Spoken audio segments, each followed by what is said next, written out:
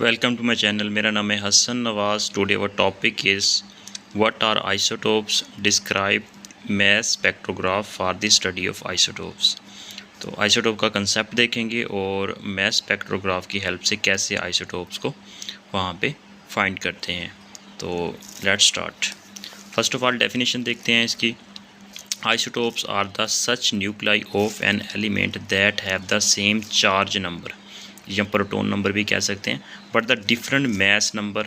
ठीक है, तो चार्ज नंबर सेम हो लेकिन मैस नंबर डिफरेंट हो किसी भी न्यूक्लाई का, उसको आइसोटोप्स का नाम देते हैं। Atoms of an element have the same number of the proton. ठीक है, इस तरह भी डिफाइन कर सकते हैं। डेफिनेशन की थोड़ी मॉडिफिकेशन है। तो एटम जिनका सेम नंबर ऑफ प्रोटॉन हो but number of the neutron different हो, वो एटम्स जो होंगे वो आइसोटोप्स कहलाएंगे। अब सपोज कर लेते हैं helium have the two isotopes. Helium के दो आइसोटोप्स होते हैं। ठीक है, these are the symbolically represented by the. अब यहाँ पे देखें कि हीलियम के दो आइसोटोप्स हैं जिनका एटॉमिक नंबर बॉटम में होता है, सेम है, 2 है, लेकिन उनका मैस नंबर डिफरेंट है। और मैस नंबर डिफरेंट क्यों होता है? क्योंकि मैस बनता है atomic number plus neutron number के ऐड करने से। अब इनका न्यूट्रॉन डिफरेंट है जिसकी वजह से इनका मैस नंबर डिफरेंट है और एटॉमिक नंबर सेम है। This is called the isotopes. Next,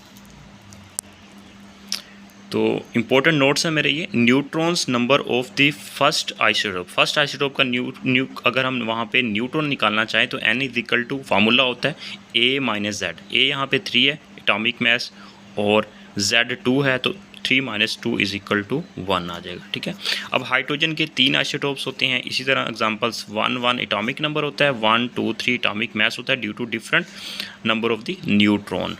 so in the first isotope is called the ordinary hydrogen. अब पहला जो या आइसोटोप है ये बेसिकली ऑर्डिनरी या सिंपल हाइड्रोजन कहलाता है, या इसको प्रोटियम भी कहते हैं। ठीक है, दीज इज़ ओनली 1 प्रोटॉन। इसमें प्रोटॉन सिर्फ 1 होता है, इसमें न्यूट्रॉन कोई नहीं होता। ठीक है, इसी तरह बात करते हैं हमारे पास the second isotopes of the hydrogen is called the deuterium. Second जो होता है इसको ड्यूट्रियम कहते हैं। इसमें एक न्यूट्रॉन होता है। ठीक है, इट इज़ उसके बाद 1 neutron in the nucleus. The third isotopes of the hydrogen has the 2 neutron and the 1 proton in the nucleus and it is called the tritium. The isotope of hydrogen are the show in figure. अब यहाँ पे देखेंगे first में एक यहाँ पे neutron कोई भी नहीं होता, यहाँ पे एक न्यूट्रॉन होता है, यहाँ पे 2 न्यूट्रॉन होते हैं। इस वजह से हम कहते हैं कि इनका मैस डिफरेंट होता है, एटॉमिक नंबर या चार्ज नंबर सेम होता है। ठीक है, ये तो थी हाइड्रोजन की एग्जांपल। यहाँ पे अब सिंबॉलिकली यहाँ पे देखें कि डायग्राम स्ट्रक्चर यहाँ पे देखें कि प्रोटियम के अंदर यहाँ पे देखें न्यूक्लियस में एक प्रोटॉन होता है और एक ही इलेक्ट्रॉन होता है, क्योंकि प्रोटॉन और इलेक्ट्रॉन की तादाद सेम होगी तो हमारा एटम जो होगा वो न्यूट्रल होगा। तो इसी तरह ड्यूटम की बात करें, इसमें एक प्रोटॉन है, पॉजिटिव चार्ज है, और न्यूट्रॉन भी एक ही है, इसके ऊपर कोई चार्ज नहीं होता। ठीक है, और मैस नंबर इसका 2 है और चार्ज नंबर 1 है। ठीक है, चार्ज नंबर प्रोटॉन की वजह से होता है और मैस नंबर दोनों के सम अप करने से होता है, तो इसलिए चार्ज नंबर 1 है और मैस नंबर 2 है। नेक्स्ट, ट्रीटियम की बात करते हैं। अगर हम ट्रीटियम की बात करें तो यहाँ पे देखें हमारे पास 2 न्यूट्रॉन है और एक प्रोटॉन है। ठीक है, दिस इज कॉल्ड ट्रीटियम। अब हम बात करेंगे मैस स्पेक्ट्रोग्राफ एक डिवाइस होती है। ठीक है, इससे कैसे आइसोटोप को फाइंड आउट करते हैं। ठीक है, a device which is used to separate the isotope of an element and also determine their masses. ठीक है, अब आइसोटोप्स को भी फाइंड कर सकते हैं। ठीक है, सेपरेट कर सकते हैं एलिमेंट के, और उनके मैसेज को भी फाइंड कर सकते हैं due to mass to charge ratio. This is called the mass spectrograph. यहाँ पे फिगर में यहाँ पे देखेंगे हमारे पास एक सोर्स है, यहाँ पे आयन सोर्स होगा, जिसका भी एलिमेंट का हमने आइसोटोप फाइंड करना है, उसका मैस फाइंड करना है। ये हमारे पास स्लिट होती है। ठीक है, S1 स्लिट और ये S2 स्लिट, ये मेटल प्लेट्स यहाँ पे लगी हुई हैं, और यहाँ पे सोर्स जो होता है उसको पॉजिटिव के साथ कनेक्ट कर देते हैं, और यहाँ पे स्लिट के साथ इसको मेटल प्लेट को नेगेटिव चार्ज देते हैं। और ये बेसिकली हमारे पास एक पूरा ये एक ग्लास चैम्बर होता है। ठीक है, इसके अंदर ये चैम्बर वगैरह के अंदर होता है, ये सारा ओपन नहीं होता, और इसके अंदर एक मैग्नेटिक फील्ड अप्लाई करते हैं आउट ऑफ द पेपर। ठीक है, out of the paper apply कर रहे हैं। अब यहाँ पे एक डिटेक्टर लगा होता है, जैसे ही इस आयन सोर्स से हमारा कोई भी निकलेगा मेटल का आयन, एलिमेंट का आयन निकलेगा, ठीक है, यहाँ से वो निकलेगा और ऊपर जाएगा, ऊपर की तरफ जाएगा तो इसको एक इलेक्ट्रिक फील्ड और मैग्नेटिक फील्ड मिलेगी। इसका मैस डिफरेंट होने की वजह से हैवी बॉडी जो होगी वो पहले गिर जाएगी, जैसे फॉल कर जाएगी, और जो लाइट पार्टिकल होगा या लाइट एलिमेंट का जो आयन होगा वो दूर जाके गिरेगा। इस तरह डिफरेंट यहाँ पे जो इसकी जो रेंज आएगी, इसकी वजह से हम इसका मैस फाइंड कर लेते हैं, ठीक है, और आइसोटोप को भी सेपरेट कर लेते हैं। अब इसी को हम ब्रीफली यहाँ पे डिस्कस करते हैं इन चीज़ों को। A simple mess spectrograph is show in figure, जैसा कि शक्ल में दिखाई गई है कि इसके अंदर क्या होता है, the atoms are the molecules are ionized. Atoms या आयंस जो मॉलिक्यूल्स होती हैं उनको पहले आयनाइज किया जाता है, उसके पॉजिटिव और नेगेटिव आयंस बनाए जाते हैं, ठीक है, जो कि सोर्स के तौर पर हम यूज़ करते हैं, जैसा कि मैंने आपको बताया यहाँ पे, ठीक है।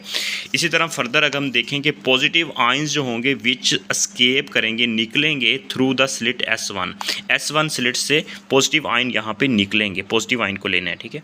जब यहाँ से निकलेंगे और ऊपर जाएंगे आर एक्सरेट करेंगे by the a potential of the electric potential we apply करेंगे which is the applied between the two slits S1 and S2।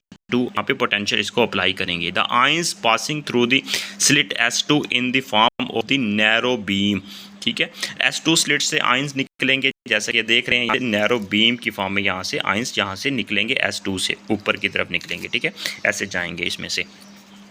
फिर फर्दर क्या होगा, if m is the mass of the ion, e is the charge and v is the potential of the velocity of the ion, then the work done, और यहाँ पे work done कितना होगा, ठीक है, वो ve होगा ऑन दी आयन के ऊपर, will become its kinetic energy, work done होगा उसकी काइनेटिक एनर्जी बन जाएगी, ठीक है।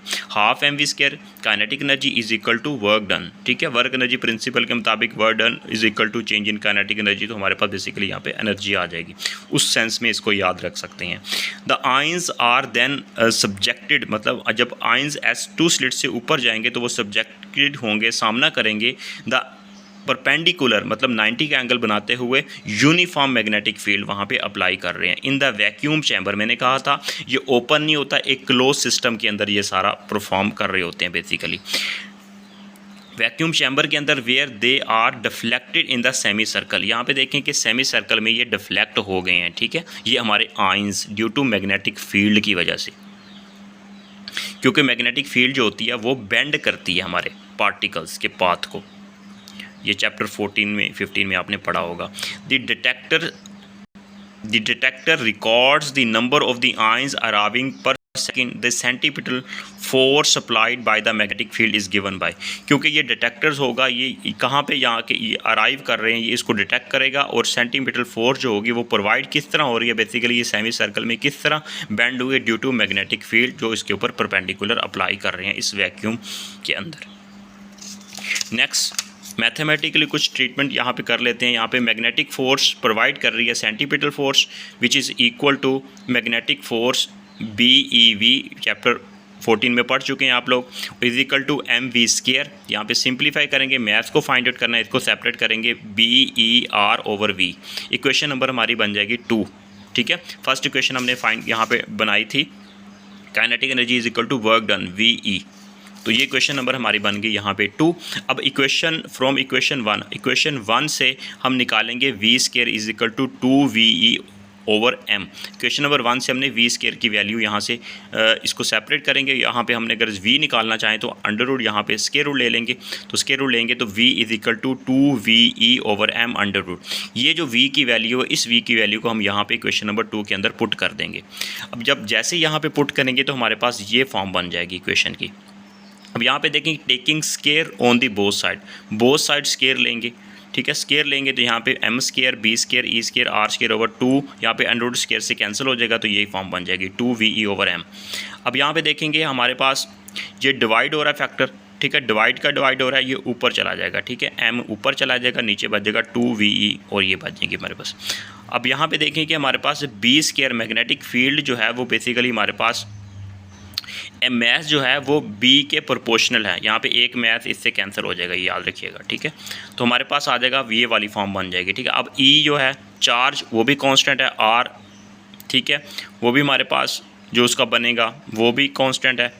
और यहाँ पे देखें आर की वैल्यू चेंज हो रही है, ठीक है, चार्ज ये ई चार्ज है, आर की वैल्यू कम ज़्यादा हो रही है, डिफरेंट सेमी सर्कल में वो बेसिकली फॉल कर रहे हैं रेंज में 2v और यहाँ पे b स्क्वायर। अब यहाँ पे देखें कि यहाँ पे इक्वेशन 3 जो है ये show that the masses of the each ions reach the detector is proportional to, किसके प्रोपोर्शनल है बेसिकली, वो बेसिकली b के प्रोपोर्शनल है। तो m प्रोपोर्शनल टू, इसको b स्क्वायर भी लिख सकते हैं, इसको हम ब्रैकेट इसको अंदर प्रोपोर्शनल में क्लोज कर सकते हैं, ठीक है।